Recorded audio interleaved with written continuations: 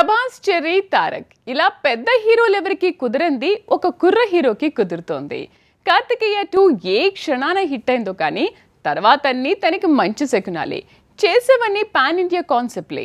కావాలని చేయకుండా కథలు అలా కుదురుతున్నాయి. పాన్ ఇండియా బాటలోనే ఓ చిన్న హీరో సాహసాల వెంట కొనసాగుతోంది. ది ఇండియా హౌస్ తో పాన్ ఇండియా లెవెల్లో నిఖిల్ పేరు మారుమోగేలా ఉంది. వరుసగా యూనివర్సల్ కాన్సెప్ట్లను ఎంచుకుంటూ పాన్ ఇండియా మార్కెట్లో పాతుకుపోయేలా ఉన్నాడు. 3 పాన్ ఇండియా మూవీస్ తో దూసుకొస్తున్నాడు. కార్తికేయ 2 హిట్ అయింది అంతే.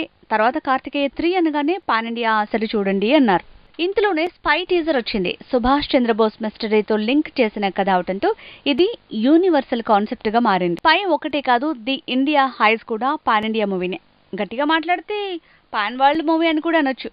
వీర్ సావర్కర్ లాంటి దేశభక్తుడి తాలూకు అంశాలు, ఇండియా ఫ్రీడమ్ ఫైట్, ఇలా ఇన్ని యూనివర్సల్ ఎలిమెంట్స్ ఉన్నాక దానికి చరణ్ ప్రజెంటర్ అయ్యాక అది పాన్ ఇండియా కంటెంట్ కాకుండా ఉంటుందా? అదే జరుగుతోంది. ఒకవైపు స్పై, మరోవైపు ఇండియా హౌస్ అంటూ పాన్ ఇండియా ప్రయోగాలు చేస్తున్న నిఖిల్ కి ఎలాగో సేఫ్ సైడ్ కార్తికేయ 3 ఉండనే ఉంది. అది కూడా పట్టాలెక్కనుంది. అది వస్తే హిట్ అవటం మినిమం గ్యారంటీ. ప్రెజెంట్ పెద్ద హీరోల కంటే నిఖిల్ సినిమా సెలక్షనే గొప్పగా ఉంటుందన్నారు. సింపుల్ గా దేశవ్యాప్తంగా తన సినిమా ఆడేలా మంచి పాయింట్స్ తో పాన్ ఇండియా ప్రాజెక్టులు చేస్తున్నాడు. స్టోరీ సెలక్షన్ తో హిస్టరీ క్రియేట్ చేస్తున్నాడు.